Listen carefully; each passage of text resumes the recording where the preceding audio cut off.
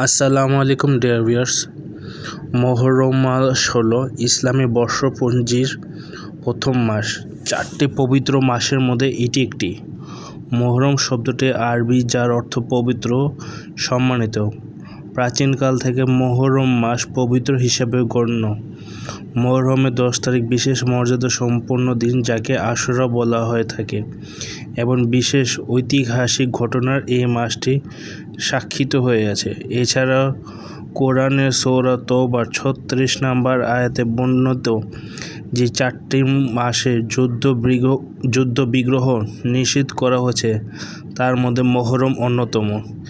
ইসলামের আমাদের প্রিয় নবী হযরত মুহাম্মদ সাল্লাল্লাহু আলাইহি সাল্লাম এই মাসকে অত্যন্ত গুরুত্বপূর্ণ বলে বর্ণনা করেছেন। তিনি বলেছেন যে রমজান মাসের পর সর্বোত্তম শাওম হলো মুহররম মাসের শাওম, এবং ফরজ সালাতের পর সর্বোত্তম সালাত হলো তাহাজ্জুদের সালাত। তাহলে বোঝা যায় যে মুহররম মাসে বিশেষভাবে অনেকভাবে গুরুত্ব দেওয়া হয়েছে। মুহররম মাসের 10ম দিন ইসলামের বিশেষ মর্যাদা সম্পন্ন একটি দিন। প্রচলিত আছে এই দিনে বেশ কিছু গুরুত্বপূর্ণ ঘটনা ঘটেছিল। ঘটনার মধ্যে কিছু উল্লেখযোগ্য হলো, এই দিনে প্রথম মানব আদি পিতা আদম আলাইহিস সালামকে সৃষ্টি করেন আল্লাহ। আদমকে এই দিনে স্বর্গ এবং জান্নাতে স্থান দেওয়া হয়, এবং পরবর্তীতে এই দিনে পৃথিবীতে পাঠিয়ে আল্লাহ তাকে প্রতিনিয়ত মনোনীত করেছেন। নূহ আলাইহিস সালামের সময়কালে এই দিনে মহাপ্লাবন হয়। ইব্রাহিম আলাইহিস সালাম জন্ম নেন এই দিনে, এবং মূসা ও তার সাথীরা ফেরাউনের কবল থেকে উদ্ধার পান এই দিনে।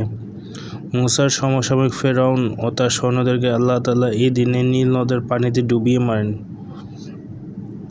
এবং ইউনূস আলাইহিস সালাম মাছের পেট থেকে মুক্তি পান এই দিনে। আইয়ুব আলাইহিস সালাম রোগ থেকে মুক্তি পান এই দিনে। ছাড়া কোরআন মাজিদ ও হাদিস শরীফে এ মাস সম্পর্কে যা এসেছে তা হলো, এটা অত্যন্ত ফজিলতপূর্ণ মাস। কোরআন ভাষায় এটি আরবাতুন হুরুম, অর্থাৎ 4 মাসের মধ্যে এটি অন্যতম।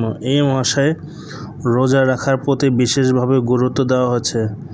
হযরত আবু হুরায়রা রাদিয়াল্লাহু থেকে বর্ণিত এক হাদিসে নবী করিম সাল্লাল্লাহু আলাইহি সাল্লাম বলেন, রমজান মাসের পর আল্লাহর মাস মুহররমের রোজা হলো সর্বশ্রেষ্ঠ মাস।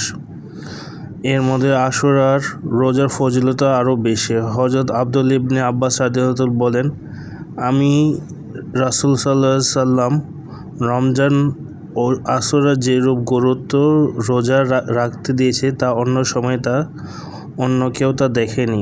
হযরত আলী রাদিয়াল্লাহু এক ব্যক্তিকে প্রশ্ন করেছিলেন, রমজানের পর কোনো মাস আছে যাতে আপনি আমাকে রোজা রাখার আদেশ করেন? তিনি এই প্রশ্ন রাসূলুল্লাহ সাল্লাল্লাহু আলাইহি সাল্লাম এর একটি নৈকট জনৈক সাহাবী করেছিলেন। তখন আমি তার খেদমতেও উপস্থিত ছিলাম। উত্তরে রাসূলুল্লাহ সাল্লাম বলেন, রমজানের পর যদি তোমরা রোজা রাখতে চাও তবে মুহররম মাসে রাখো, কারণ এটি আল্লাহর মাস। এই মাসে এমন একটি দিন আছে যেদিন আল্লাহ তাআলা একটি জাতির তওবা কবুল করেছে, এবং ভবিষ্যতে অন্যান্য জাতিরও তওবা কবুল করবেন। অন্য হাদিসে নবী করিম সাল্লাল্লাহু আলাইহি সাল্লাম বলেন, আমি আশাবাদী যে আশুরার রোজার কারণে আল্লাহ তাআলা অতীতের 1 বছরের সগীরা গুনাহ ক্ষমা করে দিবেন। আশুরার রোজা সম্পর্কে এক হাদিসে আছে যে তোমরা আশুরার রোজা রাখো এবং ইহুদীদের সাদৃশ্য পরিত্যাগ করো। আশুরার আগে বা পরে আরও একদিন রোজা রাখো। হযরত আবু হুরায়রা রাদিয়াল্লাহু থেকে বর্ণিত, নবী করিম সাল্লাল্লাহু আলাইহি সাল্লাম ইরশাদ করেন, আমি যদি আগামী বছরে বেঁচে থাকি তাহলে 9 তারিখে অবশ্যই রোজা রাখব। মুহররম, আশুরা ও এছাড়া জাহিলি যুগে প্রাচীন আরবদের মধ্যে গুরুত্বের সঙ্গে পালিত হতো এই দিনটি। আশুরার দিন মক্কার মানুষ রোজা রাখত এবং কাবা ঘরে গিলাফ পরিবর্তন করত। নবীজি সাল্লাল্লাহু আলাইহি সাল্লাম এই দিনে রোজা রাখতেন এবং অন্যদিনও রোজা রাখার উৎসাহ ও নির্দেশনা দিতেন। এছাড়া রমজানের রোজার আগে আশুরার রোজারও ফরজ ছিল। রমজানের রোজা ফরজ হলেও আশুরার রোজা মুস্তাহাব পর্যায়ে ঐচ্ছিক ইবাদত হিসাবে গণ্য করা হয়। রমজানের রোজা ফরজ হওয়ার আগে আশুরার রোজাই ছিল মুসলমানদের উপর ফরজ।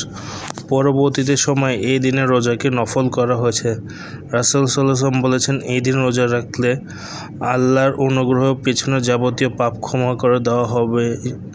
অনেকের ধারণা রাসূল দহিত হোসেন রাদিয়াল্লাহু তাআলা শহীদ হওয়ার কারণে এই দিনের মর্যাদা অনেক। অথচ এই দিনে হযরত আইয়ুব আলাইহিস সালাম সুদীর্ঘ 18 বছর রোগ ভোগের পর পূর্ণতা সুস্থতা লাভ করেছিল। হযরত ঈসা মাসীহ আলাইহিস সালাম এই দিনে জন্মগ্রহণ করেন। আল্লাহর অশেষ কুদরতে তাকে সসম্মানে উঠিয়ে নেওয়া হয় এবং যা পবিত্র কোরআনের সূরা আল ইমরানে 5 নম্বর আয়াতে উল্লেখ আছে। এই দিনে হযরত মুহাম্মদ সাল্লাল্লাহু আলাইহি ওয়াসাল্লাম আল্লাহর সঙ্গে তুর পাহাড়ে গিয়ে কথা বলেছিলেন।